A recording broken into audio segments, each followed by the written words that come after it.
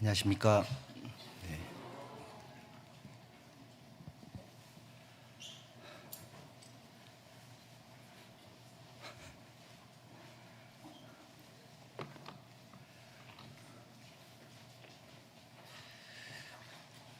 저희 중고등부 학예 수양회 때마다 동계 때마다 이렇게 발표를 하는데 출정식 비슷하게 먼저 이제 저희 교회 먼저 찬양하고 이렇게 하거든요. 되게 예쁘죠? 예, 아주 오늘은 설교를 안 해도 될 것 같아요. 그러니까는 아주 은혜로운 시간이었습니다.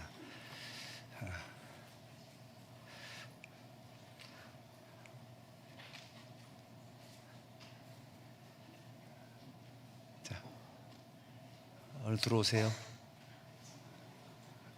힘들었겠는데 뛰어왔을 것 같은데. 우리 아이들 입고 있는 등 뒤에 신축 교회당하고 현재 교회당 조감도를 넣었더라고요. 제가 시킨 거 아닌데 우리 애들이 어른들보다 나은 부분도 있는 것 같아요. 중고등부 감사드립니다. 우리 한번 박수도 한번 쳐드릴까요?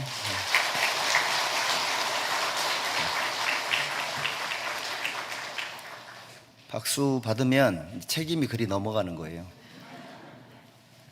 수양회 때 전도도 열심히 하고 중고등부 아주 자랑스럽습니다.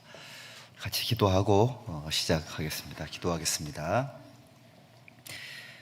우리 영혼을 사랑하시는 살아계신 아버지 하나님 감사합니다.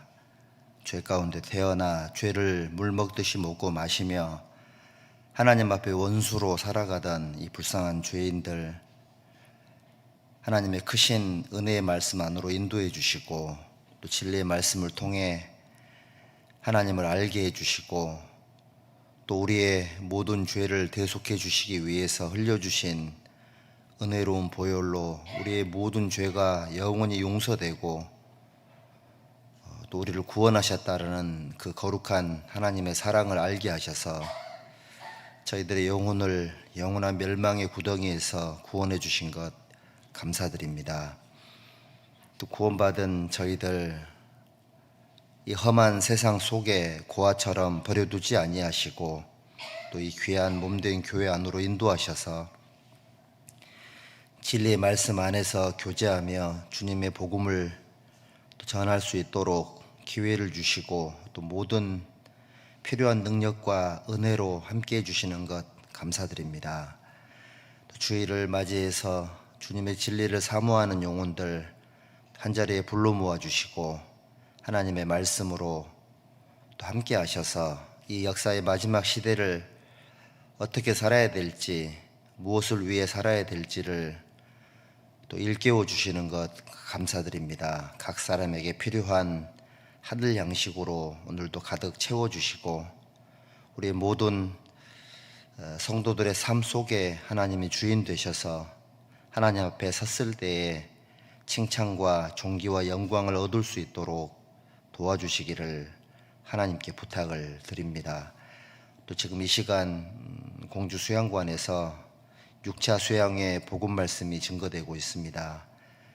이번 수양회에도 많은 영혼들이 참석했습니다. 한 사람도 멸망치 않고 다 구원받을 수 있도록 도와주시고 또 특별히 다음 차수에는 우리 경기 광주교회도 주님의 거룩한 역사에 함께하게 되었습니다. 7차 수양회에 참여하는 모든 형제자매님들의 마음 속에 하나님이 주신 구원의 은혜를 다시 한번 되새기고 또 그 거룩한 말씀으로 다시 한번 하나님께 감사하는 시간이 될 수 있도록 인도해 주시고 기도하며 준비하고 있는 영혼들 한 사람도 멸망치 않고 그 산을 내려오기 전에 하나님의 백성으로 거듭날 수 있도록 은혜 베풀어 주시기를 하나님께 간구합니다. 또 저희 교회를 통해서 전 세계 여러 곳에 복음을 증거하게 해주신 것 감사드립니다. 우리와 연결되어 있는 구스코 교회, 이무수 교회, 또 선교사님과 가족들 일일이 함께 해주시고 선교하는 일에 어려움이 없도록 도와주시고 날마다 구원받는 역사가 힘있게 일어날 수 있도록 도와주시고 교회가 더욱 든든히 세워질 수 있도록 이끌어 주시기를 간절히 부탁을 드립니다. 또 이 시간 참여하지 못하신 분들 어떤 형편에 계시든지 함께 해주시고 다음 주일에는 하나님 말씀 앞에 함께 모일 수 있도록 또 은혜 베풀어 주시기를 하나님께 간절히 부탁을 드립니다. 오늘 소중한 시간에 모든 시종을 주 성령의 능력에 말씀께 의지합니다. 고마우신 예수님의 이름으로 기도드렸습니다. 아멘. 우리 고린도 전서 13장 고린도 전서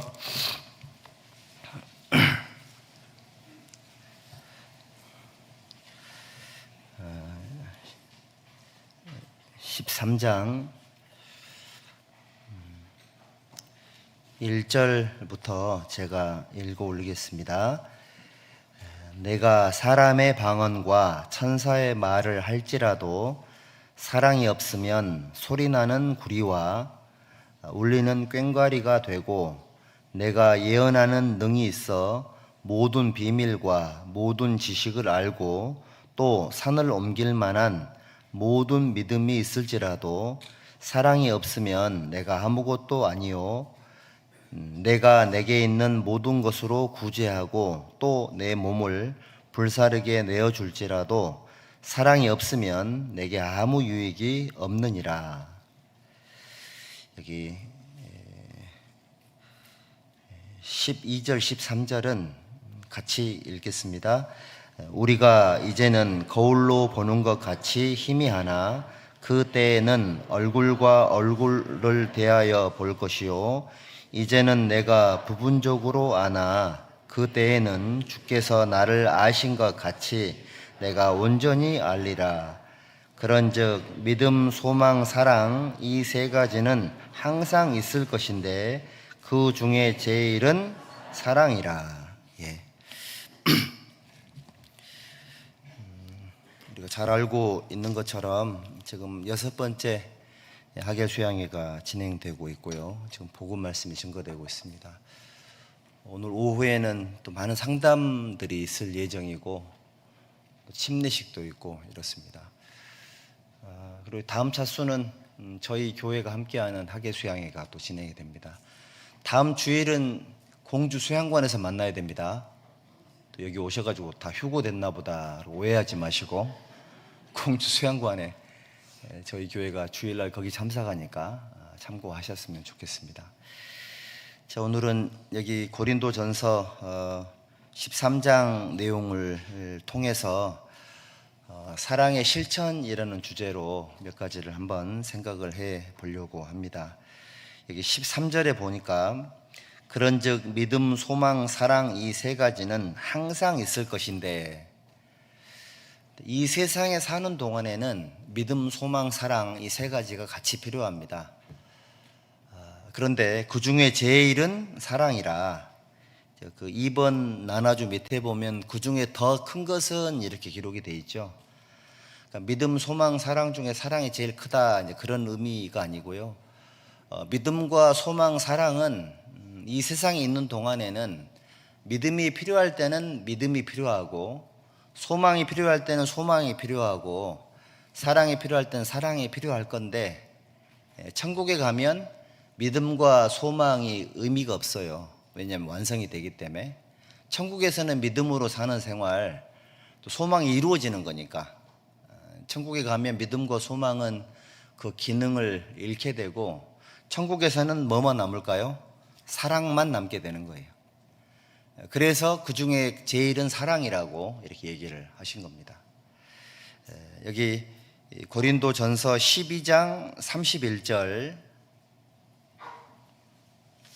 12장 31절에도 너희는 더욱 큰 은사를 사모하라. 내가 또한 제일 좋은 길을 너희에게 보이리라.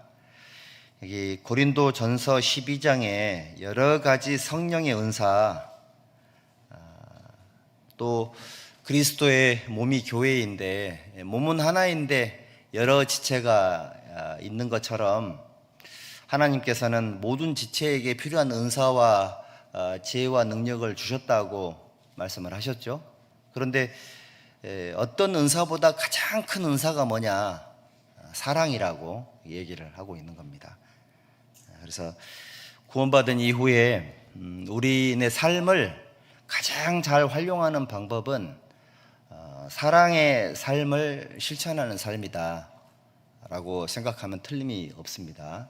근데 여기서 말하는 그 사랑이라는 것은 고린도전서 13장 4절부터 7절까지에 있는 내용인데, 이거는 우리 인간에게 있는 그런 사랑의 은사가 아니고 예수님을 의미하는 겁니다. 사랑은 오래 참고라는 그 사랑이라는 용어에 자기를 넣으면 좀 안 맞고요. 예수님을 넣으면 딱 맞아요. 예수님은 하나님이시니까 사랑 자체이시기 때문에 부분적인 사랑의 힘으로 생활하신 것이 아니고 온전한 사랑의 힘으로 이 세상에 오셨고 공생애도 보내셨고 그 사랑의 힘으로 또 우리를 구원도 하셨잖아요. 그러니까 이 사랑은 예수님을 의미하는 거니까 구원받지 못한 사람은 그 속에 성령이 안 계시죠.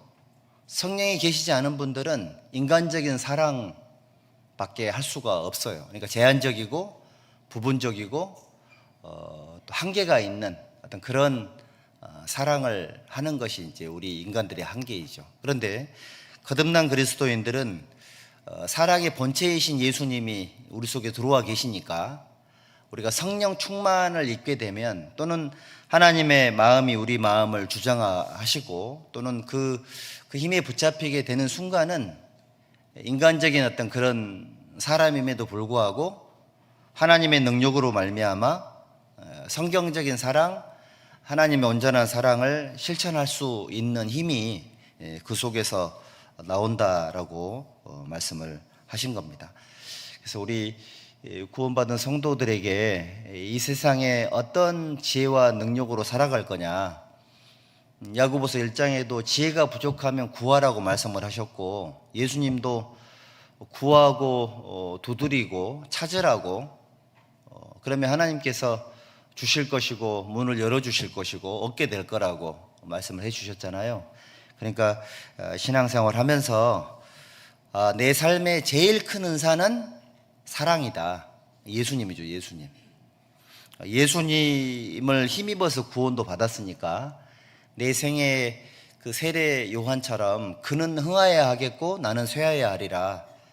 내 삶은 점점점 작아지고 사라지고 예수님의 모습만 드러나게 하는 것이 이론적으로도 굉장히 중요한 교리에 해당이 되는 거고, 또 그런 생각을 삶 속에 평생 실천하는 게 신앙생활인 거니까 다소 정도의 차이, 현실 속에 말씀을 실천하는 그런 능력의 차이는 있겠지만 우리가 궁극적으로 목표하는 바는 같아야 되는 거니까 삶을 가장 잘 사용하는 방법이 사랑으로 살아가는 삶이고, 또 성경에도 말씀하시기를 믿음, 소망, 사랑, 그 중에 제일이 사랑이라고 말씀을 하셨으니까 그 사랑을 입은 사람들이고, 또 그 사랑을 생활 속에 실천할 수 있는 그런 능력이, 하나님께 주신 보유하신 그 능력이 우리네 속에 있기 때문에 우리는 우리가 이 중요성을 인지하고 하려고 하는 마음만 있으면 얼마든지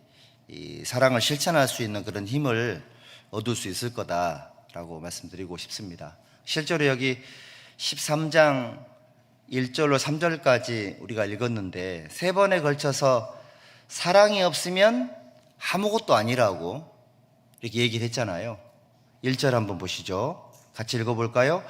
내가 사람의 방언과 천사의 말을 할지라도 사랑이 없으면 소리나는 구리와 울리는 꽹과리가 되고, 아무리 방언을 하고 천사의 말을 한다 할지라도 사랑이 없으면 이거는 울리는 꽹과리와 소리나는 구리 같은 그런 것에 불과하게 될 거다. 2절에도 내가 예언하는 능력이 있어서 모든 비밀과 모든 지식을 알고 성경을 달달 외우고 성경에 있는 모든 예언들을 다 이해하고 한다 있다고 할지라도 사랑이 없으면 아무것도 아니래요. 그리고 내게 있는 모든 것을 구제하고 불살에게 내어줄지라도, 심지어는 순교를 당한다 할지라도 사랑이 없으면 아무것도 아니라고. 이제 이 말은 그러면 뭐 방언도 예언도 구제도 뭐 아무 의미가 없다는 얘기인 거냐, 그런 뜻이 아니라, 원칙적으로 따지면 예수님을 통해서 거듭난 그리스도인들의 삶이 아니라면 이건 아무것도 아닌 거다. 인간적인 행위에 불과한 거니까. 그런 의미를 가지고 있고, 우리에게 구원받은 성도들에게 적용을 시켜보면 방언도 하고 예언도 하고 구제도 하고 올바른 삶을 살아라. 그런데 모든 그 신앙생활의 근간을 하나님이 주신 사랑의 힘으로 해라. 그렇지 않으면 의미가 없는 거다. 그래서 마태복음 6장에도 보면 예수님이 말씀하시기를, 사람에게 보이려고 너희 의를 행치 않도록 주의해라. 만약에 하나님을 향한 믿음으로 행하지 않았으면 그건 아무 의미가 없는 거라고, 이미 너희 상을 받은 거라고, 이렇게 예수님도 직접 말씀을 하셨죠. 우리 속에는 성령도 계시지만 육신적인 마음도 같이 혼재하고 있기 때문에 우리 의식적으로 노력하지 않으면 안 돼요. 저도 기억을 해보면 이제 구원을 받았는데 이상하게 속이 좁아지더라고요. 제가 어떤 누군가가 자꾸 이렇게 이해가 안 되고 용납이 안 되고 자꾸 보기 싫고, 제가 좀 신기하더라고요. 내가 원래 이런 사람이 아니었는데 왜 그럴까 생각을 했는데, 구원을 받고 보니 어린아이가 돼서, 그러니까 신앙적인 인격은 훈련받은 적이 없다 보니 소화할 수 있는 것이, 하나님 말씀을 듣고 복음 말씀 듣고 좋아하는 거는 너무 좋은데 삶 속에 약간 어려움이 생기니까 그거는 소화를 못 해내는 그런 신앙적인 한계가 있더라니까요. 이래서 그리스도 안에서 어린아이가 있다고 말씀을 하셨구나. 그러다 보니 당연히 인내하는 것도 이제 인내하라고 돼 있잖아요. 오래 참으라고. 그게 잘 안 되더라고요. 순종하라 그러는데 순종도 잘 안 되고, 그래서 이거 구원을 받았나 이런 생각도 해보기도 하고. 근데 나중에 이제 보니까는 그게 아니라 성경에서 말씀하시는 서로 사랑하라 라든지 순종하라든지 인내하라, 이것이 인간적인 어떤 그런 노력을 의미하는 것이 아니라 하나님이 주신 그 은혜를 바탕으로, 주님이 주시는 그 능력을 바탕을 해서 거기에 내 의지를 더하는 것이지, 내 의지가 앞서가고 주님의 능력이 뒤를 따라온 게 아니라는 걸 이제 몇 년 지난 다음에 알게 됐거든요. 주일만 가면 요한 목사님께서 판단하지 말으라고, 남의 하인을 판단하는 너는 뭐냐고 자꾸 이제 그러시니까 그게 그렇게 소화가 안 돼가지고 너무 힘들었거든요. 나중에 이제 이게 인간적인 힘으로 하는 것이 아니고, 처음에 여기 사랑은 오래 참고 그랬잖아요. 그러니까 사랑은 오래 참으라 그러는데 오래 안 참아지니까 난 아직 멀었구나, 이 정도 수준에 머물렀거든요. 수년 동안을. 나중에 이제 보니까는 이게 내 속에 있는 사랑을 가지고 오래 참아지는 것이 아니고 예수님의 사랑을 가지고 오래 참을 수 있다라는 것을 나중에 이렇게 알게 됐거든요. 그래서 12장 31절에 제일 큰 은사를 사모해라. 은사는 내 속에 있는 게 아니지 않습니까? 주님이 부여하신 거니까. 달란트라고 얘기를 하죠. 영어로는 탤런트인데, 재능, 이걸 의미하는 건데, 내게 있는 모든 것들은 하나님이 다 주신 거니까 주님이 주신 은사 중에 사랑이 가장 소중하다라는 것을 이제 성경을 배우면서 이렇게 알게 된 것 같아요. 그래서 구원받은 이후에 우리 형제자매님들이 그 하나님 주신 사랑을 잘 실천할 수 있다면 삶을 지금 가장 잘 살고 있는 것이다, 이렇게 생각해도 돼요. 하나님의 사랑으로 전도를 하다 보면, 아까 우리 아이들의 중고등부 형제자매님들의 찬양의 가사 속에서도 인간적인 마음이라면 한 번, 두 번 전도하고 실패하고 거부당하면 화도 나고 꼴도 안 보고 싶고 다시 말도 하기 싫고 그렇지 않습니까? 그런데 성령의 감동을 받으면 그래도 다시 가게 되고 또 입을 열게 되고 그렇게 되는 것 같아요. 우리가 뭐 중심이 막 부족해가지고 이랬다 저랬다 이런 것이 아니라 하나님의 사랑에 다시 감동이 되면 그 성령은 늘 다시 새로운 용기를 주시는 분이시니까 다시 실패했던 그 자리에서 뭔가를 시작할 수 있는 그런 삶을 살 수가 있게 되는 겁니다. 여기 로마서 13장 한번 찾아보시죠. 로마서 13장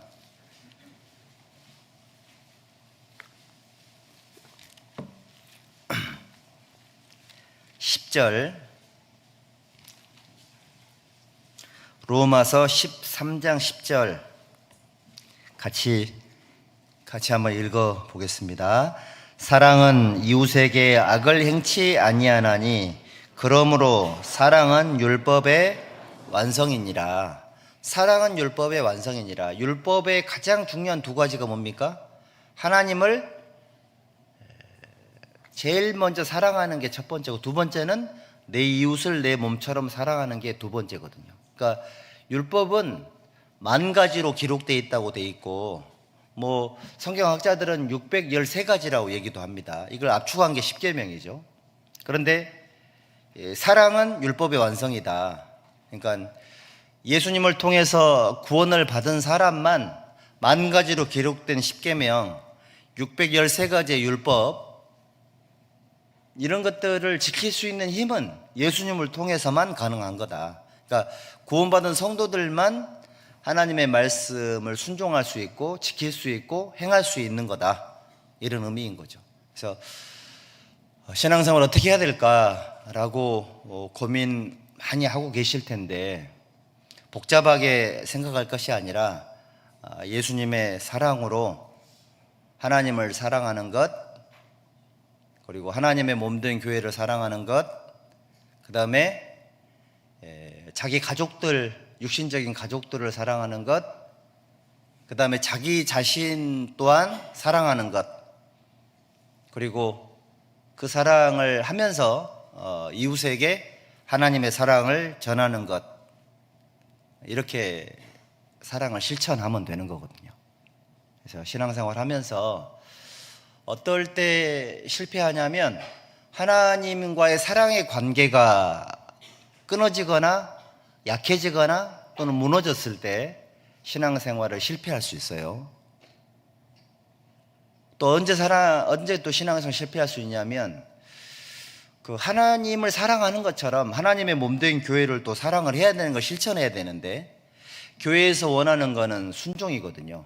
하나님께서 원하시는 게 겸손함이고 부지런함이고. 그런데 그런 부분들이 약화되면 또 교회와의 사랑의 관계도 문제가 생길 수 있어요. 또 이제 자기 가족들 계실 텐데, 육신적인 가족들 간에도 사랑의 관계가 항상 좋지만은 않을 거예요. 그래서 우리 애증의 관계라고 하잖아요. 증자가 맞는지는 모르겠는데 어쨌든 애증의 관계, 사랑하는 것만큼 미워하기도 하고 그렇기도 하지 않습니까? 근데 그것이 어쩔 수 없는 우리네 삶이기도 한데, 어쨌든 그런 가족 간의 사랑의 관계도 깨질 수도 있는, 그러다 보면 이제 신앙생활이 힘들어질 수도 있죠. 또 어떤 사람은 또 구원받기 전에야 저희들이 열등감이 있을 수도 있고, 또 자기 자신과 자기 자에게 속해 있던 모든 걸 싫어할 수도 있을 건데, 구원받은 이후에는 그래서는 안 되거든요. 자존심이 아니라 나는 여호와 보시기에 존귀한 자라. 그러면 하나님 나를 그렇게 귀하게 여긴다면 나도 내 자신을 학대해서는 안 되는 거예요. 구원받은 성도들은 자살 같은 게 안 맞잖아요. 하나님이 사피로 사신 거니까, 내 생명은 내 것이 아닌 거니까, 하나님에 속한 거니까. 그러니까 자기 자신의 삶 또한, 자기 자신의 생명 또한, 또 내게 있는 약간의 열등감 같은 것들도 사실은 사랑의 대상인 것이지, 막 무조건 싫어해서는 안 되거든요. 나는 못생겼으니까 나는 거울 보기 싫다, 그래서 안 된단 말이에요. 나는 다이어트를 자꾸 실패하니까 저울로 안 올라갈 거다. 이렇게 하지 말고 독일 사람들처럼 생긴 대로 사랑하며 살면 얼마나 좋겠어요. 독일 사람들은 생긴 대로 산대요. 성형외과 의사가 실패하는 곳이 독일이라고 합니다. 별로 중요한 건 아닌데 여러분들, 그래서 그런 사랑을 실천했을 때에 뭐라고 그럴까요? 그 사랑이라는 그 용어가 남의 것이 아니라 내 것으로 일단 이성 속에 정착이 되고 생활 속에 배어들어서 점점점 성숙한 어떤 그런 삶을 살 수 있게 되지 않겠나, 이런 생각을 해봐요. 사랑을 실천하십시오. 그래야지만 나의 한계를 경험할 수 있고요. 사랑을 실천하셔야 돼요. 그래야지만 하나님의 사랑을 통해서만 그 사랑을 실천할 수 있다는 것도 알게 되고, 사랑을 직접 실천해 보셔야지만 어떤 삶이 가장 가치 있는 삶인지를 이해할 수 있고, 그 중에 제일은 사랑이라 그랬으니까. 그러면 천국에 갔을 때 나에게 남아있는 가장 큰 축복이 뭘까? 우리 시편에 기록되어 있는 것처럼 내 소유는 이것이니 주의 법도를 지킨 것이니이다. 어떤 말씀을 지켜서 천국 가서 소유가 많아지겠냐고요. 성경에 많은 말씀들이 있을 건데 생각을 해보면 그 사랑을 실천하는 힘이 점점 강력해질수록 수많은 장애물들 또는 불안 요소들 또는 문제들, 심지어는 세상과 마귀도, 이런 문제들도 뛰어넘을 수 있는 힘이 거기서 나오거든요. 아마 지금 여기 앉아 계신 분들도 구원받고 나서 머릿속에 복잡한 분들 많이 계실 거예요. 지금 현재 먹고 사는 문제로 또는 여러 가지 갈등들, 또 불안한 요소들, 구원을 받았지만 주님 오실 때까지 해결되지 않을 것 같은 그런 어려움들이 계실 거 아니에요. 그런 게 많아지면 머리가 복잡해지거든요. 그러다 보면 자기도 모르게 자기 문제 때문에 자기가 신앙의 방향을 잃을 수 있어요. 그럴 수 있거든요. 너무 분주하긴 한데 내가 지금 뭘 위해서 이렇게 살고 있지? 뭐 때문에 머리가 이렇게 아프지? 충분히 그럴 수 있습니다. 요즘 날씨가 변화무쌍하잖아요.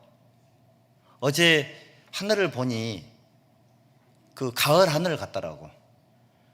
밤이 되니 모처럼 만에 밤이 좀 시원하대요. 어제 보니까 공기가. 여러분들, 우리 인생 속에도 구름이 끼면 해가 안 보이죠. 하지만 구름이 지나가면 이내 맑아지잖아요. 욥기에 기록되어 있는 것처럼 구름이 낀 날 아무것도 보이지 않지만 구름이 지나가면 맑아지느니라. 신앙생활이 그런 것 같습니다. 여러분들 삶 속에 구름이 끼고 먹구름이 끼고 안개가 끼고 여러 가지 요즘 하늘 가리는 거 많죠. 이산화탄소나 공해 요소들도 있고, 사실은 하나님이 주신 것이 아니고 마귀가 뿌린 것들, 또 내 속에 있는 죄성들, 또 세상의 잘못된 스모고들, 이런 것들이 하나님과 내 관계를 막는 그런 어떤 역할을 하는 거거든요. 그런 우리네 삶이 상황에 따라 흔들리고 또 여러 가지 갈등을 겪으면서 슬럼프가 오래가는 이유가 뭘까?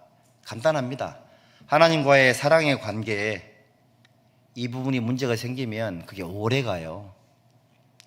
비가 오지 않고 너무 오랫동안 문제가 생기니까 좀 비가 기다려지죠. 비가 기다려진다고 했더니 또 비가 오면 안 되는 분들이 또 계시더라고. 어떻게 해야 될지를 모르겠어요.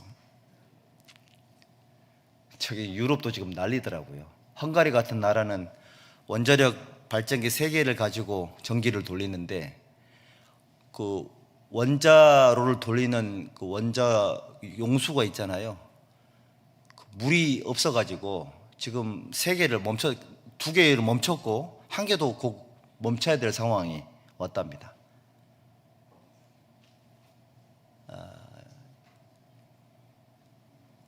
신앙생활 하시면서 복잡하게 생각하지 마시고요. 내가 잘 생각해 보면 하나님을 향한 사랑의 실천을 하지 못해서 또는 교회의 사랑을 실천하지 못해서, 또는 내 가족과 내 자신을 사랑하지 못해서, 또는 구원받지 못한 영혼들을 사랑하지 못해서, 실천하지 못해서, 또는 그 실천력이 약해서, 또는 잘하다가 뭔가 이제 끊어져서 그런 것들 때문에 신앙생활에 어려움이 생겼을 거예요. 그럼 그거 해결하면 되는 거예요. 복잡할 거 하나도 없습니다. 우리 지난번 생활 집회 때 구원받은 성도들에게 생활력 하나님 주신다 그랬죠. 생활력, 복음과 함께 고난을 받는 능력, 너는 그리스도의 복음에 합당하게 생활해라. 우리 자매님들 생활력 좋으시죠? 그 월급 받아서 생활 잘하고 계시잖아요. 신앙생활도 그런 능력이 필요하거든요. 신앙생활 하면서 어찌됐건 생긴 먹구름이나 문제들을 걷어내는 능력, 이 생활력인데, 하나님 앞에 필요한 모든 영역에 사랑을 실천하려고 하는 그런 마음이 있으면 그런 그 구름들이 거쳐질 거다라는 생각이 들어요. 가장 중요한 거는 하나님과 나의 1대1의 관계인 겁니다. 우리 시편 121편 한번 보시죠. 시편 121편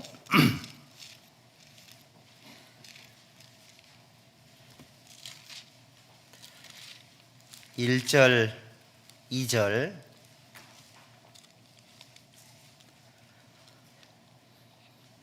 함께 읽어보죠. 내가 산을 향하여 눈을 들리라. 나의 도움이 어디서 올꼬? 나의 도움이 천지를 지으신 여호와에게서로다.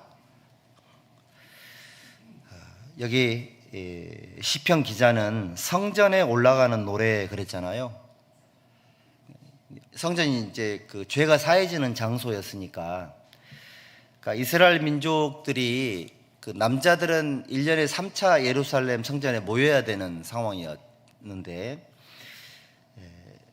내가 산을 향하여 눈을 돌리라. 그러니까 산은 하나님을 상징하는 것이거든요. 나의 도움은 천지를 지으신 여호와에게서로다. 그러놓고 쭉 3절부터 8절까지는 계속해서 하나님이 나를 지키시는 분이라고 이 경험적인 것들을 쭉 이렇게 얘기를 하고 있습니다. 정말 우리 시편 18편의 1절에 기록되어 있는 것처럼 나의 힘이 되신 여호와여, 내가 주님을 사랑합니다. 그러니까 신앙생활 하면서 하나님의 도우심을 경험하고 하나님이 함께 하시고 지켜주심을 경험하는 사람들이 하나님을 사랑하게 돼 있어요. 구원받은 성도들이, 하나님으로부터 구원의 능력을 받은 사람들이 하나님을 사랑하고, 그 사랑하는 힘이 있는 사람들이 하나님을 힘있게 의지할 수 있겠죠. 하나님과의 사랑의 관계를 생각을 한번 해보세요. 생각을 해보면 하나님은 늘 나에게 진심이시고, 하나님은 나에게 늘 전심전력을 하고 계시죠. 변함없이.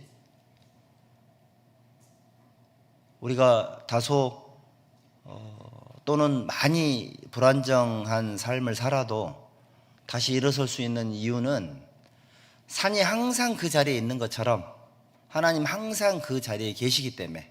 그러니까 내가 막 어디를 이렇게 좀 방황을 하다가도 어디 계신지 아니까 거기 가면 되는 거지 않습니까? 그런 것처럼 하나님을 향한 사랑을 실천하세요. 거듭나셨으니까. 하나님 어디 계세요? 여보세요? 하나님 어디 계시죠? 말씀 안에 계시잖아요. 말씀 안에. 하나님은 말씀 안에 계시니까 하나님이 계신 곳으로 늘 간다. 그러니까 저희들이 정기적인 모임에 항상 하나님 말씀 앞에 모이잖아요. 하나님이 거기 계시니까. 그러면 하나님과의 사랑의 관계에 실천하려면 어떻게 하면 될까요? 요한복음 14장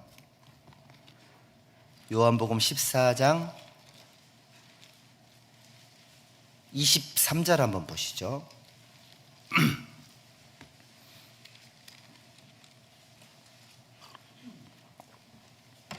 요한복음 14장 23절 여기 함께 읽어보겠습니다.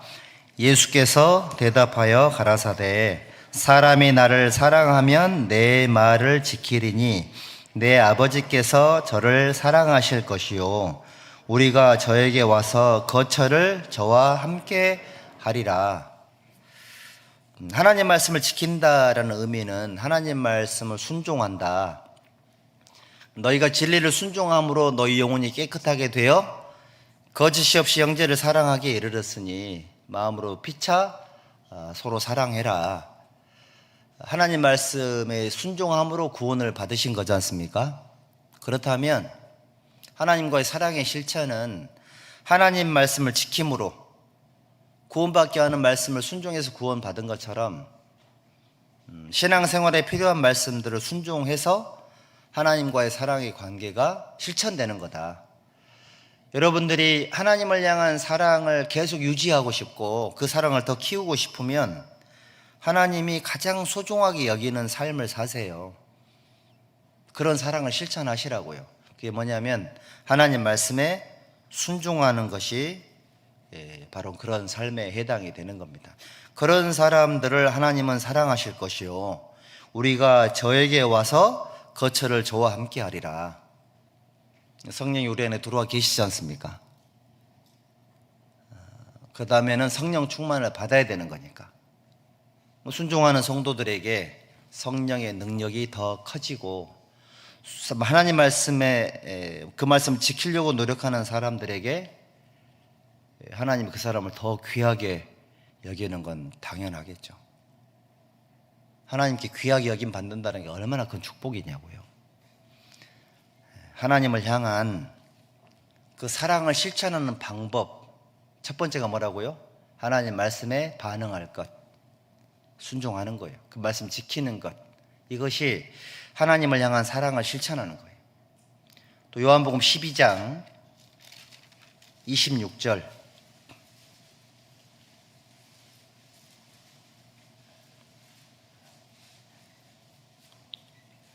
사람이 나를 섬기려면 나를 따르라. 나 있는 곳에 나를 섬기는 자도 거기 있으리니 사람이 나를 섬기면 내 아버지께서 저를 귀히 여기시리라.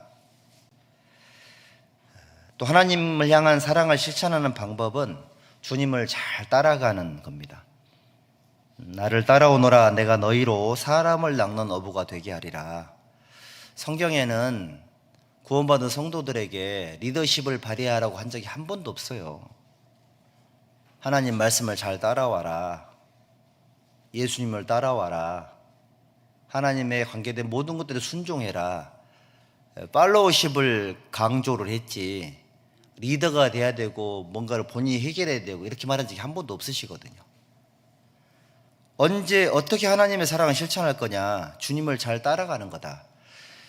자, 사람이 나를 섬기려면 나를 잘 따라와야 된다. 하나님 사랑하지 않으면 따라가기가 어렵죠. 하나님 정말 사랑하는 사람이 그 사랑을 실천하는 것이 바로 신앙생활인 거니까요. 거듭난 그리스도인들은 베드로처럼 살고 싶을 거예요. 주님을 잘 따라가고 싶은 그런 마음이 사실은 성령의 본능이거든요. 구원받기 전에를 생각을 한번 해보세요. 내가 하나님 뜻대로 살고 싶은 마음이 추워도 없으셨잖아요. 근데 지금은 그게 있지 않습니까? 원래 이게 내 것이 아니었던 거죠.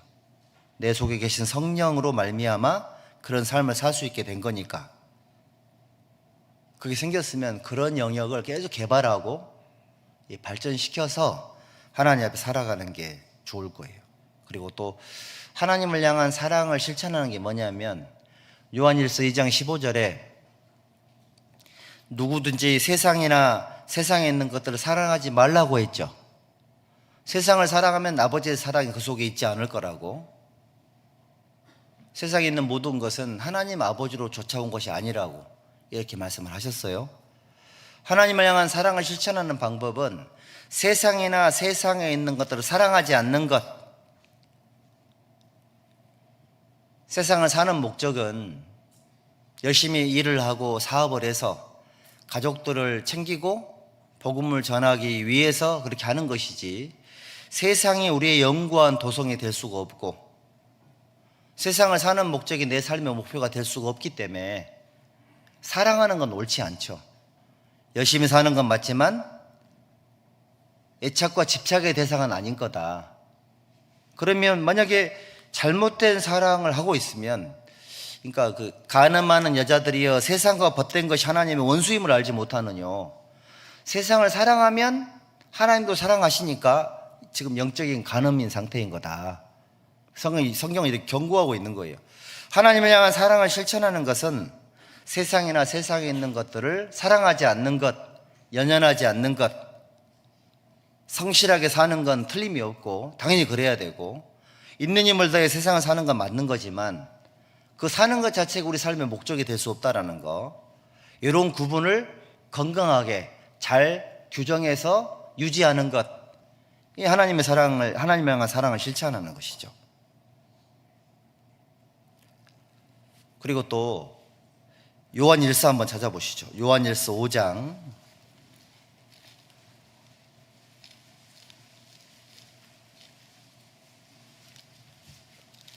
요한일서 5장 1절 보십니다.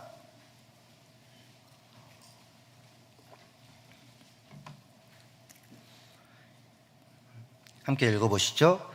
예수께서 그리스도이심을 믿는 자마다 하나님께로서 난 자니 또한 내신 이를 사랑하는 자마다 그에게서 난 자를 사랑하느니라.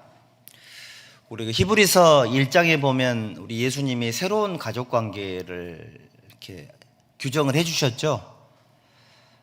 구원받은 모든 그리스도인들은 하나님 집안의 권속이 된 겁니다. 하나님은 아버지 되시고요, 우리 예수님은 우리 집안의 큰형님이세요. 우리 집안이 목수 집안인 거 알고 계셨어요? 우리 예수님이 목수였잖아요. 목수. 우리 집안은 뼈대 있는 집안이에요. 자꾸 나는 무슨 양반 가문의 몇 대손, 그런 이상한 소리 하지 말고요. 죄인인 집안을 자랑을 하고 있어요. 양반이 어쩌라고요? 절해줘요? 아무 의미 없는 가족관계 들먹이지 말고, 그런 족보 들먹이지 말고, 정말 중요한 거는 우리 집안의 큰형님은 예수님이다. 그럼 우리는 뭘까요? 그 예수님이 우리를 형제라 부르기를 부끄러워하지 않았다 그랬잖아요. 그게 교회인 거라고. 그러니까 우리 하나님이 우리 집안의 이제 아버님 되시는데, 아버지 입장에서는 자녀들이 서로 사랑하는 것이 하나님을 향한 사랑을 실천하는 행위가 되겠죠. 그럴까요? 안 그럴까요? 그게 맞는 거예요. 그래서 구원받은 형제 자매님들에게 두 번째로 하나님을 향한 사랑을 실천하는 것, 하나님 안에 필요한 사랑을 실천하는 방법은 형제 자매님들을 사랑하는 겁니다. 중요한 게 뭐냐면, 이게 중요한 단어가 있지 않습니까? 서로예요. 서로. 어떻게 사랑해야 될까요? 1. 일방적으로. 2. 서로. 답이 몇 번이에요? 주무세요? 이쪽이 분위기가 좀 안 좋은데.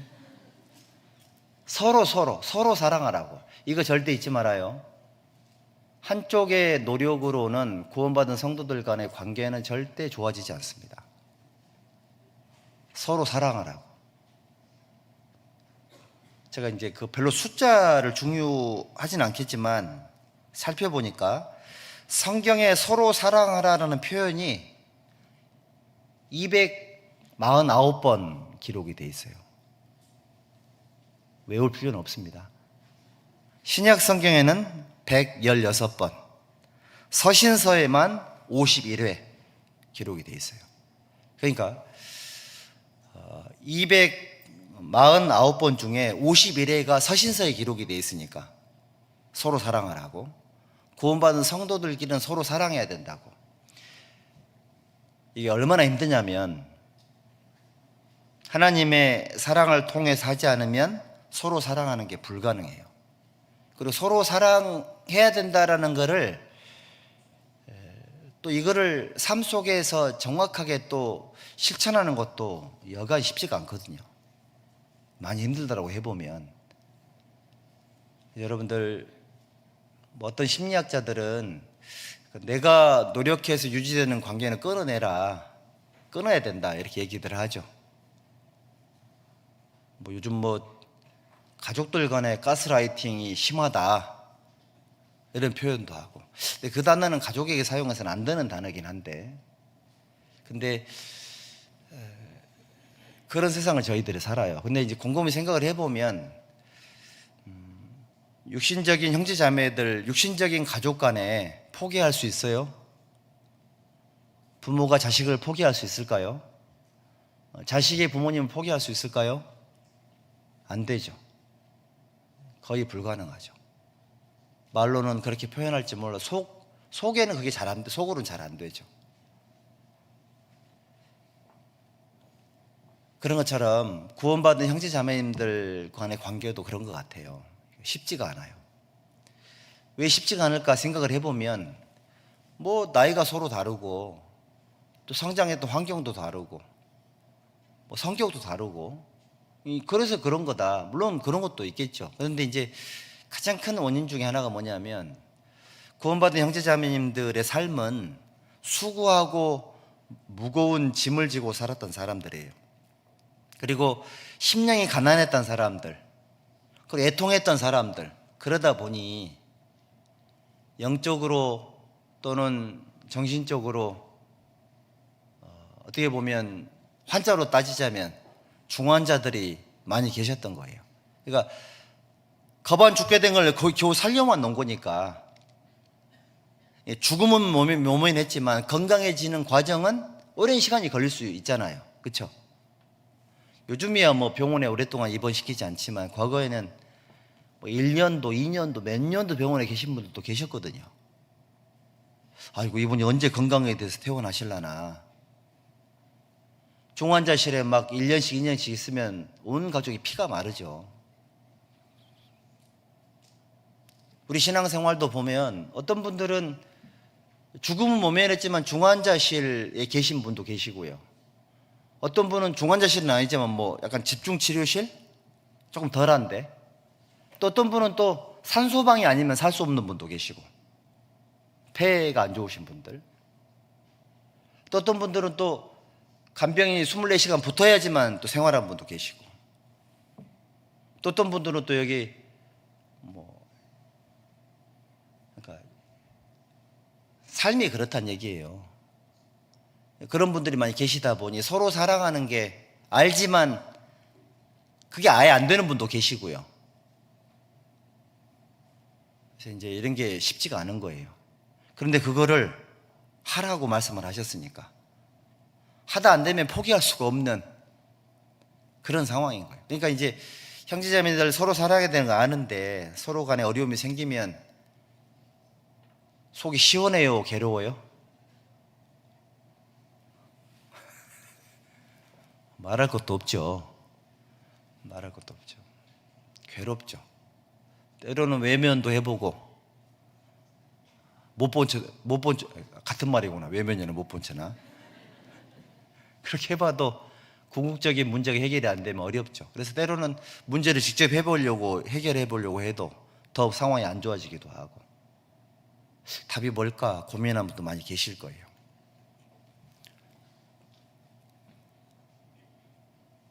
여러분들 하나님 앞에 기도하면서 하루하루 생활하다 보면 그렇습니다. 서로 사랑하라라는 이 말씀이 왜 이렇게 성경에 많이 기록이 되어 있을까 고민을 한번 해보세요. 해도 되고 안 해도 되는 그런 것 같았으면 그렇게 말하지 않았겠죠. 3장 보세요. 3장 요한일서 몇 군데 찾아볼게요. 3장 11절 함께 읽어보죠. 우리가 서로 사랑할지니 이는 너희가 처음부터 들은 소식이라. 4장 7절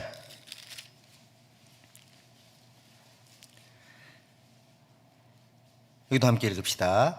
사랑하는 자들아 우리가 서로 사랑하자. 사랑은 하나님께 속한 것이니 사랑하는 자마다 하나님께로 나서 하나님을 알고. 11절 함께 읽읍시다. 사랑하는 자들아 하나님이 이같이 우리를 사랑하셨은즉 우리도 서로 사랑하는 것이 마땅하도다. 12절 어느 때나 하나님을 본 사람이 없으되 만일 우리가 서로 사랑하면 하나님이 우리 안에 거하시고 그의 사랑이 우리 안에 온전히 이루느니라. 그러니까 이거 말고도요, 성경에 서로 사랑하는 말씀이 정말 많거든요. 특히 서신서에 정말 많아요. 서신서에. 제가 몇 가지 소개해 드릴게요. 로마서 12장 10절에는 형제를 사랑하여 서로 우애하고 존경하기를 서로 먼저 하며, 따라해 보시죠. 서로 존경하라. 형제 자매님들이 존경의 대상이에요? 생각해 본 적 계실까요? 형제 자매님들이 존경의 대상이래요. 존경할 대상으로 형제 자매들을 인지할 것. 아니 우리는 약간 조금 상처를 많이 받은 사람들이어서 좋은 목적으로 시작은 그렇게 여러 번 해보기도 하고 실제로 하기도 하지만, 상대방이 존경할 만해야지 존경하지. 꾹 참고 존경했는데 돌아오는 거는 이상한 거 돌아오다 보면 그게 존경심이 사라지지 않던가요? 솔직히. 그렇죠? 그런데 성경에는 형제를 사랑하면 서로 우애하고 서로 존경하라고. 이 서로가 안 돼서 그런 거지. 서로가. 그러니까 모두에게 책임이 있다라고 볼 수 있습니다. 모두에게 책임이 있죠. 여기 중고등부 아이들만 미성년자들이죠. 근데 우리는 전부 다 성인들이잖아요. 성인들이니까 서로 사랑하라는 이 말씀 속에 서로 존경해야 될 대상이구나, 이거를 잊지 말아야 돼요. 그래서 어떤 훌륭한 피아니스트가 있었는데, 이분은 연주자들과 합주를 할 때는 자기가 튀지 않으려고 굉장히 노력을 하고, 또 자기 피아노 반주에 따라서 성악하는 분들이 이렇게 노래를 할 거 아니에요. 그분들에게 맞춰주려고, 경쟁하지 않으려고, 튀지 않으려고 굉장히 노력을 했답니다. 근데 이제 그게 상대에 따라서 이렇게 기복이 생기다 보니 본인이 이제 힘드니까 자기가 마음에 정하기를 자기와 함께하는 모든 연주자들 또는 성악가들에게 내가 그 사람을 정말 존중하는 마음으로, 존경하는 마음으로 이걸 해야 되겠다. 마음을 딱 정했더니 그 퀄리티가 유지가 됐다고 이렇게 말하는 분이 계시더라고요. 쉽지는 않겠지만 형제 자매님들 간에 서로 존경하는, 이것이 서로 사랑하라는 하나님 말씀을 향한 실천의 행위에 해당이 되는 거예요.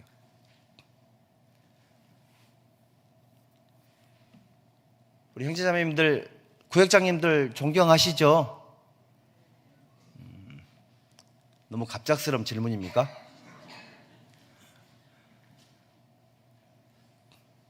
우리는 보통 존경할 만해야지 존경하지. 그런데 그렇지 않아도 존경해야 될 대상이라고 하나님 그렇게 규정을 하셨어요. 왜? 구원받은 것만으로도 너무 잘한 거니까 존경하라고. 그 안에 예수님이 계시니까 그분을 존경할 대상으로 인지를 하라고 이렇게 말씀을 하신 거예요.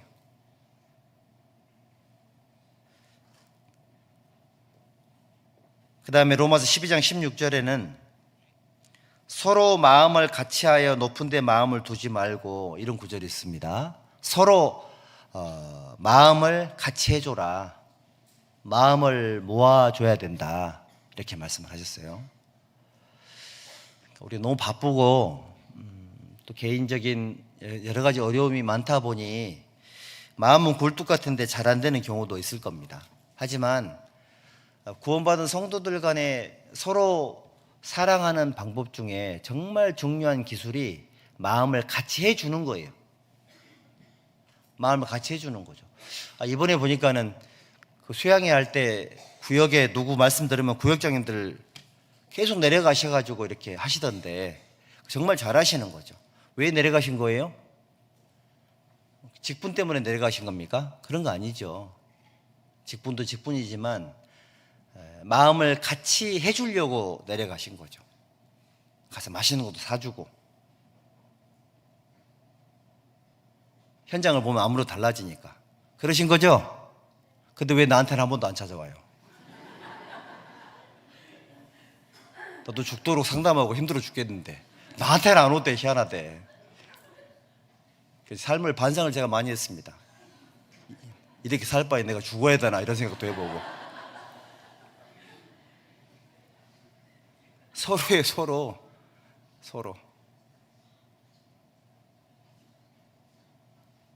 서로 마음을 같이 해줘라. 이거 굉장히 중요한 단어인 거죠.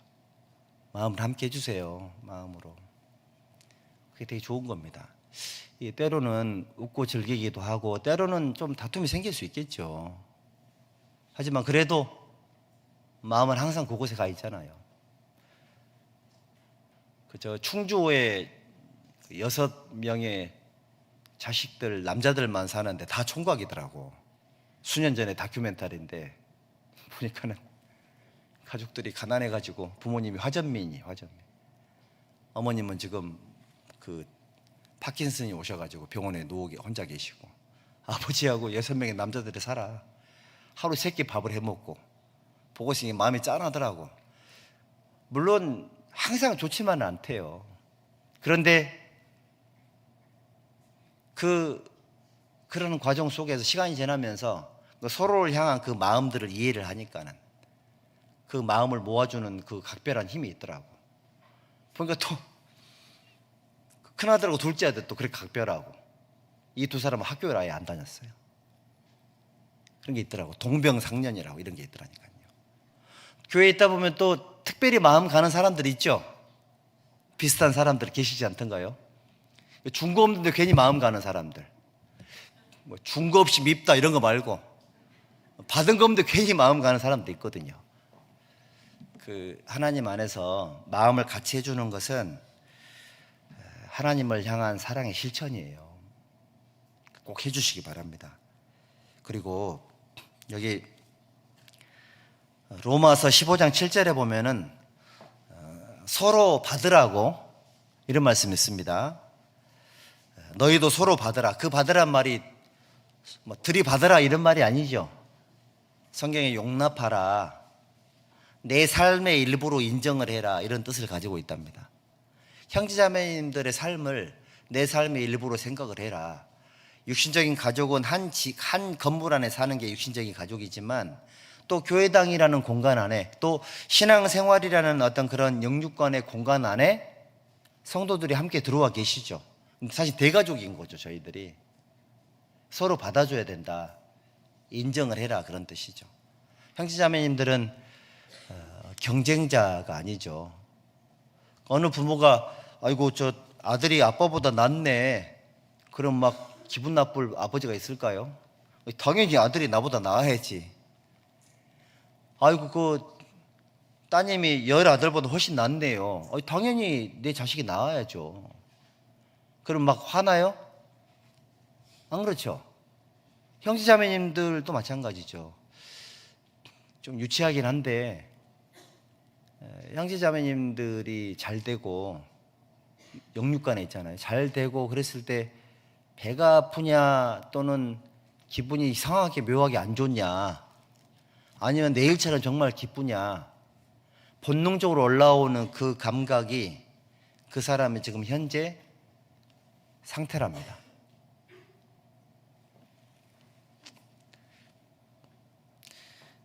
신앙생활 하면서 형제자매님들을 늘 말씀을 드리지만 우리는 경쟁자가 아닙니다. 경쟁자가 아니어서 누군가는 나보다 더 예뻐야 돼요. 누군가는 나보다 더 키가 커야 되고, 누군가는 나보다 더 머리가 좋아야 돼요. 누군가는 나보다 더 탁월해야 돼. 누군가는 기도를 더 잘할 수 있어야 되고, 누군가는 훨씬 더 하나님을 사랑하는 사람이 계셔야 돼요. 그래야 안 되겠습니까? 그런 분들의 탁월함에 드러날 때 좋아해야죠. 너무 다행이고, 야, 저분 때문에 우리가 살아있구나 이렇게 생각을 해야죠.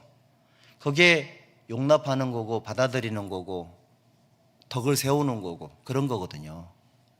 그러니까 그런 마음을 가지고 있기 때문에 조금 이렇게 신앙생활을 잘 못하시거나 잘하다가 못하거나 또 슬럼프에 빠지면은 그 마음이 쓰이고 막 빨리 좀 궤도에 올라왔으면 좋겠는데 이런 생각이 들잖아요. 왜 그런 거예요?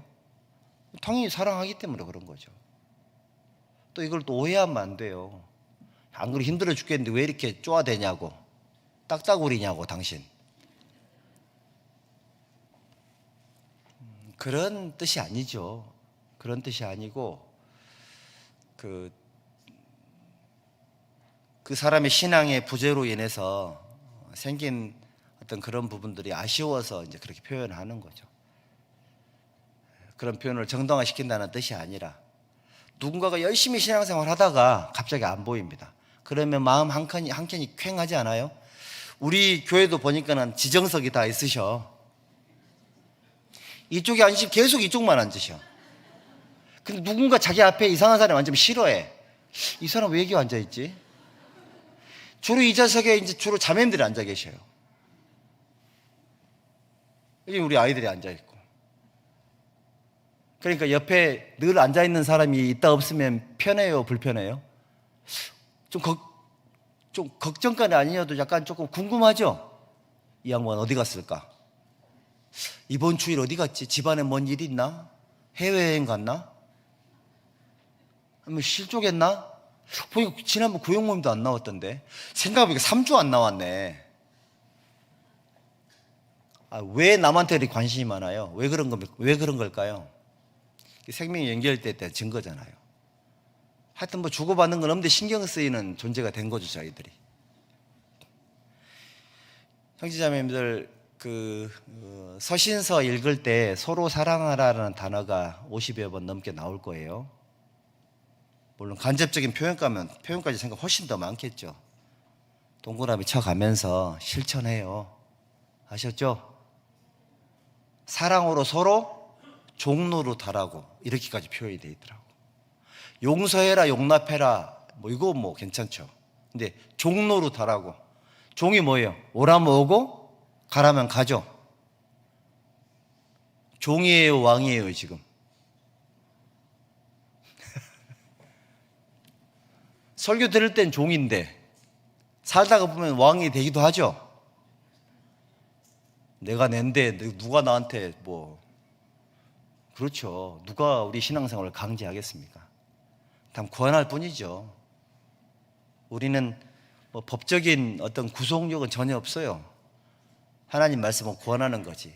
성령이 계신다라는 전제하에 하나님 말씀을 가지고 권하는 거죠. 여러분들 마음속에 스스로 그런 마음들이 올라오기를 바라는 마음에서 말씀을 드리는 겁니다. 서로 용납하고 사랑과 선행을 격려하고 나눠주기를 잊지 말고 서로 겸손하고, 얼마나 좋겠어요. 어떤 학자가 바울 사도의 겸손을 이렇게 표현을 했어요. 이 사람이 AD 59년에는 어떻게 얘기했냐면, 나는 사도라 칭함을 감당치 못할 사람이다. 그리고 AD 64년도에는 나는 성도 중에 지극히 작은 자보다 더 못한 자라고. 처음에는 사도들보다 자기가 제일 못한 사람을 낮추더니 조금 지나니까는 더 겸손해진 거예요. 모든 성도보다 나는 훨씬 더 낮은 사람이라고. 그리고 1년 후에는 나는 죄인 중에 괴수라고. 겸손함이 점점 깊어졌죠. 난 한 번도 생각을 해본 적이 없는데 어떤 학자가 이렇게 써놨어요. 구원받고 시간이 지날수록 겸손함이라는 것이 더 성장을 한 거죠. 처음에는 바울 사도의 기준은 사도들의 삶이었어요. 나는 모든 사도보다 나는 더 못한 사람이다. 조금 지나니까 모든 구원받은 성도들 중에 내가 제일 못한 사람이다. 조금 더 지나니까는 모든 죄인들을 통틀어서 내가 제일 큰 죄인이었다. 이렇게 낮춘 거예요. 그러니까 85억 명 중에 내가 제일 더러운 죄인이라고 여기까지 낮췄어요. 되게 겸손하죠? 그게 서로 겸손으로 허리를 동여라. 서로 겸손하라고 이렇게 말씀을 하신 거거든요. 저희 교회는 개인 경건 생활 하시는 그런 능력들이 탁월한 분들이 많이 계셔서 묵상들을 많이 하고 계실 겁니다. 그리고 성경 어플 같은 데를 살펴가지고 서로 사랑하다라는 단어를 딱 치면 수없이 많은 글이 나오거든요. 출력해서 프린트 해가지고 보면서 이렇게 연습을 해요. 경건에 이르기를 연습하라고 했잖아요. 노력하면 됩니다. 저희들이 전도하는 노력만큼 교회 봉사를 꾸준하게 하는 그런 어떤 실제적인 실천만큼 또 기도를 열심히 하는 그런 어떤 실제적인 삶만큼 서로 사랑하라는 그 말씀에 대한 관계된 모든 것들을 생활 속에 실천하시는 그분들이 이 사랑을 실천하는 사람이에요. 그러면 그 사람들에게 하나님의 사랑이 함께하는 겁니다. 또 한 가지 가족 사랑에 대해서 말씀을 드리고 싶어요. 가족 사랑. 다양한 방법이 있겠죠. 우리 그 성경에 예수님 하나님께서 천지창조를 하신 다음에 그 다음 만드신 것이 가정이었죠. 아담을 깊이 잠들게 해가지고 갈빗대로 하와를 만들어서 가정을 딱 만들어줬습니다. 그럼 뭐라고 말씀하셨습니까? 사람이 독처하는 것이 좋지 못하니 내가 이 사람을 위해서 돕는 배필을 만들 거라고.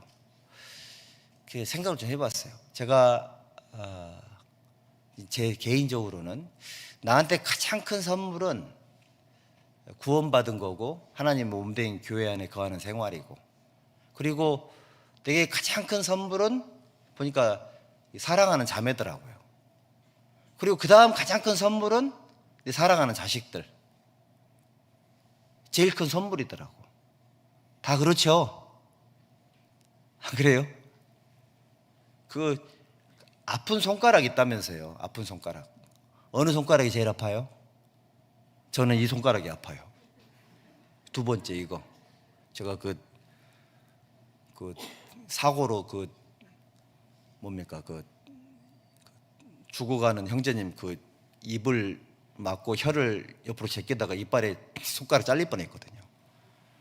이게 지금도 잘 안 굽혀져요. 몇 년 동안 이게 안 굽혀, 지금은 굽혀지네 보니까.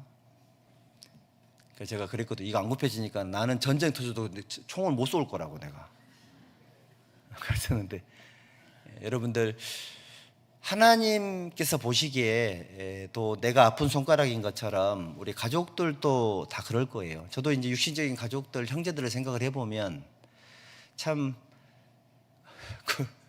형제들 중에 안 아픈 손가락이 없더라고. 어떨 때는 좀 가족인 게 조금 힘들 때가 많고 그런 적도 많더라고. 그런데 혈연이라는 거를 어떻게 할 수가 있냐고요. 사랑으로 보듬어야 되는 것이 당연한 거죠. 당연한 거. 그러니까 온 가족이 구원받았다. 최고의 축복 아니에요? 여호수아는 나와 내 집은 여호와만 섬기겠노라. 아니, 다 구원받아야지 그런 말도 하죠.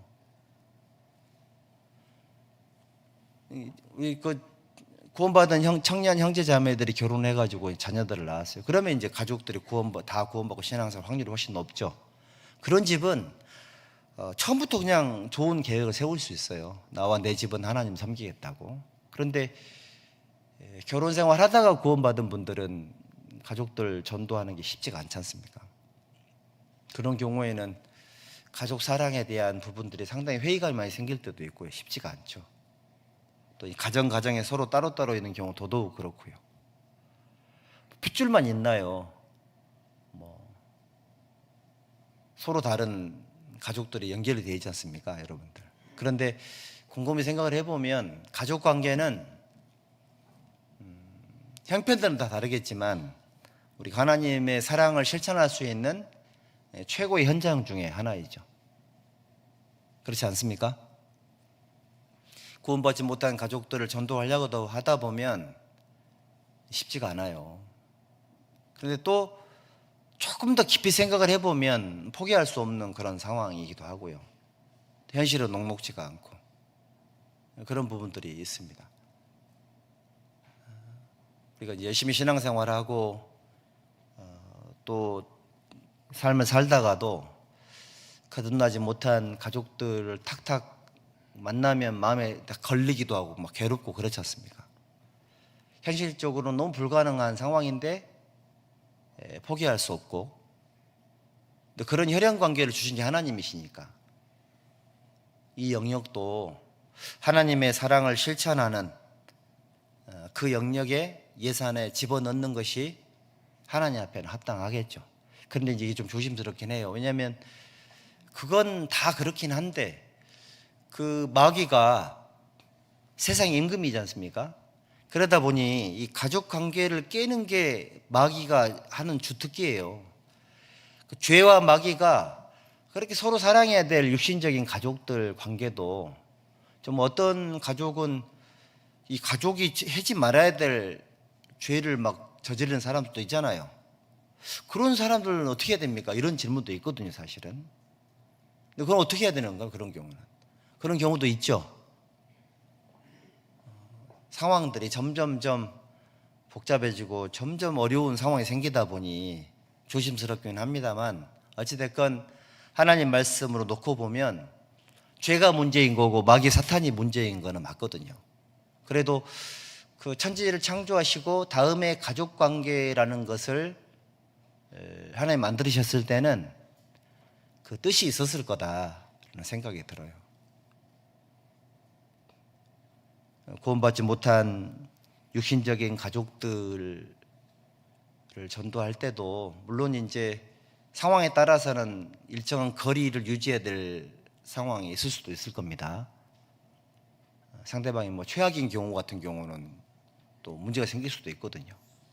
하지만 구원받은 형제자매들끼리 함께하는 그런 가정들이라면 하나님 앞에 최고의 축복이라고 여겨야 되겠죠.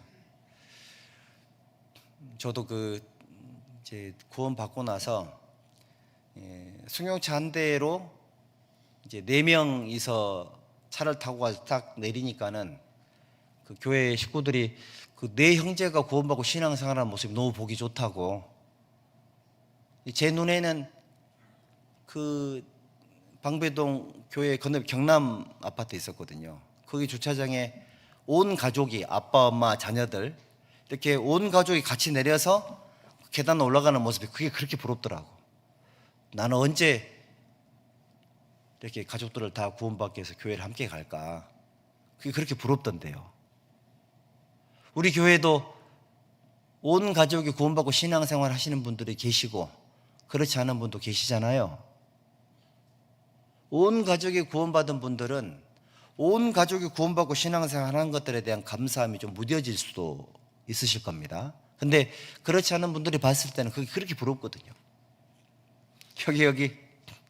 우리 여기 아이들 뭐 신앙 상태는 내가 잘 모르겠어요. 하지만 여기서 찬양하는 모습은 천사보다 훨씬 아름답죠. 그렇다고 얘기해 줘야 돼요. 얘들 밥을 못 먹습니다 오늘. 근데 이제 이 이쁜 애들, 우리 애들도 여기 있으면 얼마나 좋겠나, 이런 분도 계시지 않을까요? 그쵸. 은장의 어르신들 모임할 때 보면 우리 아버지 어머니도 구원받고 저기 모임에 있으면 얼마나 좋겠나, 그런 분 계시거든요.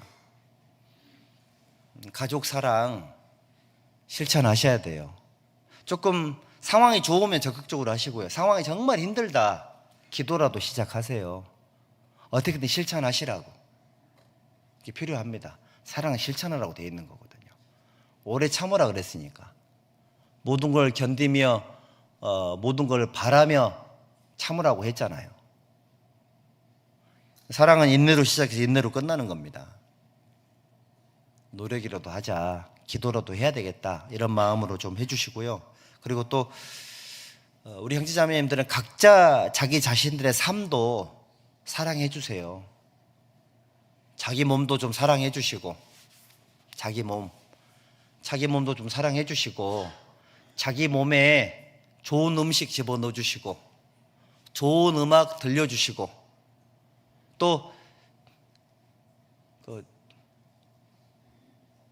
화장품도 좀 좋은 거 발라주시고, 명품은 못 걸쳐도 깨끗한 옷을 좀 입혀주시고, 미용실도 한 번씩 가시고,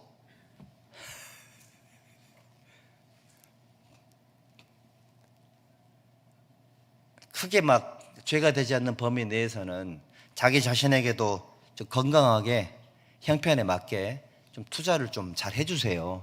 그렇게 해서, 왜냐하면 너희 몸은 하나님께로부터 받은 바 하나님의 성령이 거하시는 성령의 전인 줄 알지 못하냐고. 이 몸도 하나님 거니까. 사람은 외모를 봅니다. 구원을 받았는데 난 충고한다 생각하고 막 아무것도 안 하고 막 이렇게 살면 보기가 좀 그래요. 제가 신혼까지는 아니어도 그때 애가 지혜가 태어났을 때 같은데, 그때 이제 이삭 민들레 아파트로 이사를 갔습니다. 새 아파트였거든요. 시골에 갔더니 소문이 나 있는 거예요. 정빈이가 돈 벌어가지고 자동차가 2대고 아파트 샀다고.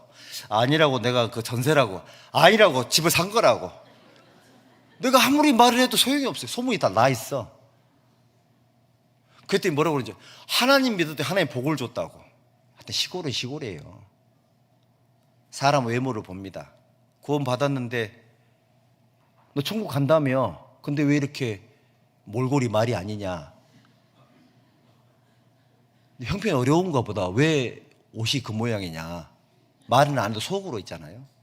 그런 소리 들으면 하나님 욕먹히는 것일 수도 있어요. 그렇죠? 교회 오실 때도 제일 좋은 옷 입고 오셔야 되죠. 교회 오실 때 제일 깨끗하고 제일 좋은 옷 이렇게 입고 오세요. 뭐 사지는 말고요. 그렇게 오셔야 돼요. 모임 갈 때도 깨끗하게 이렇게 하고 가고, 단정하게. 남한테 무시받기 싫어서가 아니라 당연한 거죠. 어려운 자리에, 가장 좋은 자리에 아무렇게나 하고 할 수 없잖아요. 보니까는 결혼식 할 때 보니까는 신랑 신부도 대단하게 변장을 해서 오시던데, 보니까 혼주들도 아주 요즘은 아주 화장을 잘하고 이렇게 오시더라고. 이 보기 좋더라고요. 어떤 자매님은 신랑이 신부 입장을 했는데 이완 목사님이 못 알아봐가지고, 좀 진짜 못 알아보셔. 제가 이제 사회를 많이 봤기 때문에 이완 목사님 표정 보면 제가 알거든요. 못 알아보시더라고. 이렇게. 왜 그랬냐면은 화장을 너무 진하게 했다고 한번 말씀하시더라고. 근데 이제 그게 어떻게 보면은 신부에게는 최고의 날이잖아요. 거기에 걸맞게 이렇게 아름답게 단장을 한 거죠. 단장이 필요하죠. 상황에 따라서, 장소에 따라서. 자기 몸도 사랑할 필요가 있겠죠. 그래서 뭐 썩어질 육신 그래가지고 막 이렇게 막 그렇게 하지 말고요.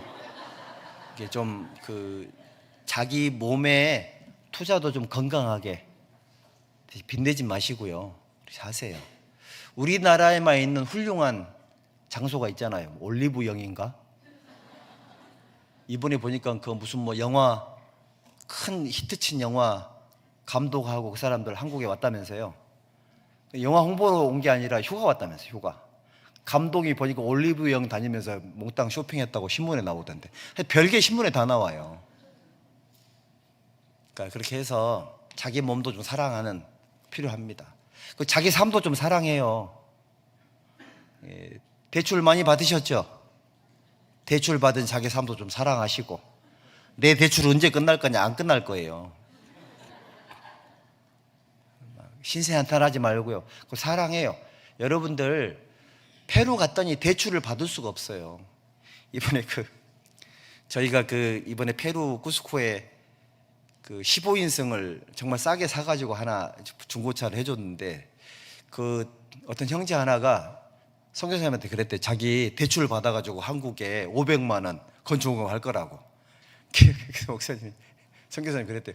너 대출은 가능하냐? 그랬더니 안 된다고 그러더래요. 너 안 되는 걸 왜 하려고? 그런 마음이라고.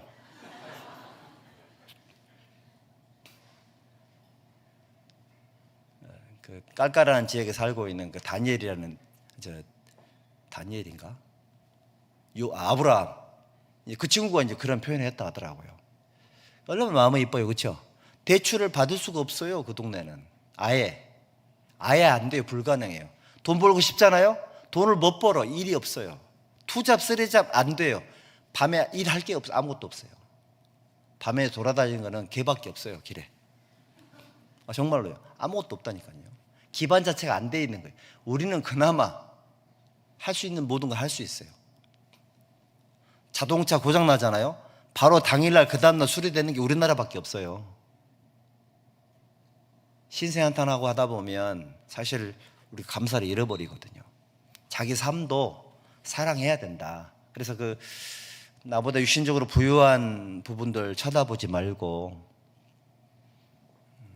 하나님께 감사하는 마음으로 살았으면 좋겠다라는 생각이 듭니다. 그리고 끝으로 제일 중요한 사랑의 실천은 구원받지 못한 사람들에게 예수님을 전해주는 거죠.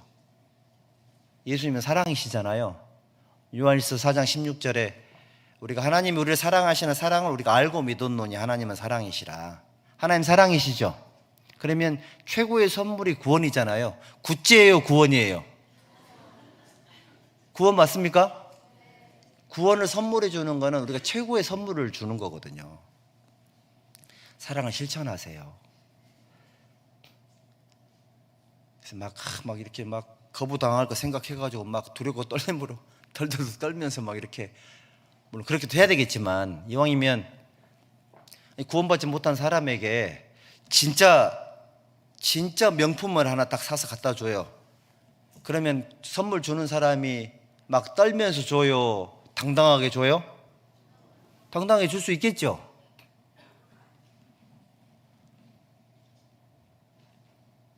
서문시장에 어떤 형제님이 저한테 헤르메스 벨트를 하나 주더라고요. 그거 가짜거든요. 근데 주면서 당당하게 주더라고. 목사님이 헤르메스 하나 하시라고 저한테. 아니 목사가 이렇게 해도 되겠냐고. 괜찮아도 짝퉁이라고 하라고. 아니 당당하게 이렇게 주시더라니까요. 물론 제가 한 번도 그건 해본 적이 없지만 어쨌든 그렇습니다. 우리 형제자매님들, 전도하는 거는 최고의 선물을 드리는 거니까 하다못해 명품 같은 거 줄 때도 기분 좋게 주잖아요. 몰라서 그렇지 이게 얼마나 소중한 건 줄 아냐고. 그런 각도로 좀 얘기 좀 하시고요. 전도해줘요. 여기 로마서 5장 하나만 더 봅시다. 로마서 5장 8절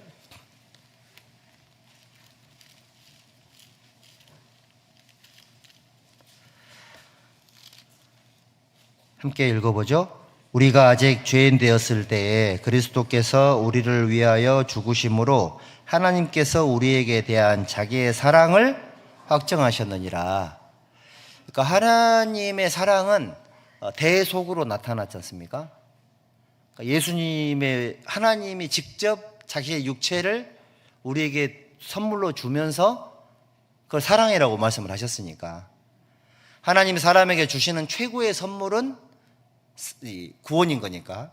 그러니까 하나님이 우리를 향한 사랑을 실천하셨는데 그 최고의 실천이 뭐였냐? 대신 죽어주신 거다. 이것이 하나님이 사람에게 주시는 가장 큰 사랑의 행위인 거니까.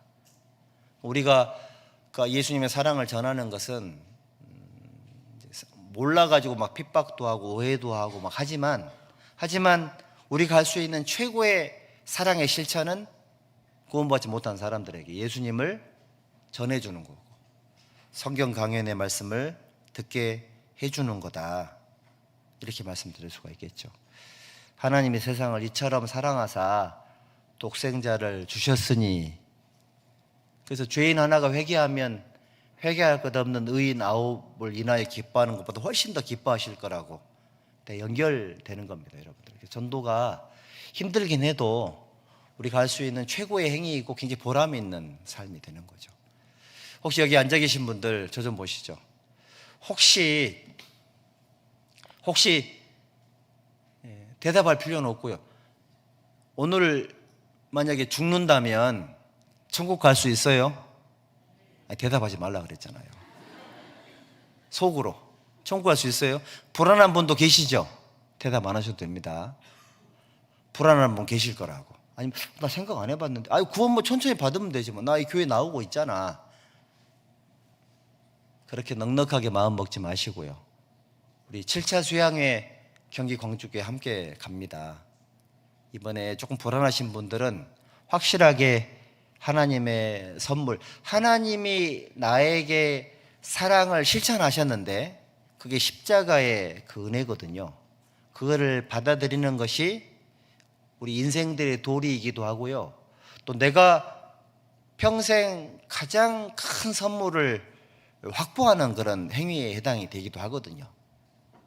그런 마음으로 수양회를 참석을 해야 되겠고요. 그리고 이제 저희가 이제 기도 부탁도 많이 나오고, 저희가 보니까 지금 거의 이형님 저희가 지금 접수가 총 몇 명입니까? 현재 어쨌든 그 세용우는 몇 명 했습니까 지금? 200명 정도가 지금 참석 안 하실 분도 계시겠지만 참석했으면 좋겠다고 생각하는 분이 200명 정도 된대요. 실제도 보니까는 막 하루라도 갔다 온 분도 많이 계시고요. 어떤 분은 수양관에 갔다 오는 것을 목표로 하는 분도 계시고, 기가 막힌 사연들이 있습니다. 올해 못하면 내년에 오시지 않겠어요? 그런 마음으로 수양회가 지금 진행이 되고 있거든요. 그러니까 그 사랑을 실천한다라는 거, 우리가 이 세상에 살면서 우리 인간이 할 수 있는 최고의 그 행위거든요. 하나님을 사랑하실 것, 하나님의 몸된 교회 형제자매들을 사랑할 것, 우리 가족들을 아끼고 사랑할 것, 자기 자신을 사랑할 것, 이웃들에게 하나님의 사랑을 전해줄 것, 사랑의 실천입니다. 어려운 내용 하나도 없었죠. 다만 어떻게 실천할 거냐, 언제 실천할 거냐, 또 몇 번 할 거냐, 이것만 남아있는 거예요. 형편에 맞게 하십시오 이렇게 말하고 싶지 않습니다. 형편은 어찌 하셨든 간에 말씀에 순종해서 하고 싶은 만큼 정말 강력하게 원 없이 한번 하나님의 사랑을 실천하는 그런 삶이 되시기를 바랍니다. 기도하겠습니다. 자비로우신 아버지 하나님 감사드립니다. 오늘 하나님의 사랑을 받은 저희들이 하나님의 사랑을 실천하는 삶이 무엇인지에 대해서 함께 생각해 보았습니다. 남은 생애를 하나님의 뜻대로 살기를 원합니다. 끝까지 함께 해주시고 도와주시기를 부탁을 드립니다. 또 이번에 새롭게 구원을 받으신 분들 하나님 말씀 안에 끝까지 그 믿음을 지켜주시고 또 교회 안에서 신앙생활들을 잘 해나갈 수 있도록 함께 해 주시옵소서. 우리 모든 남은 생에 전능하신 하나님의 말씀께 의지합니다. 예수님의 이름으로 기도드렸습니다. 아멘.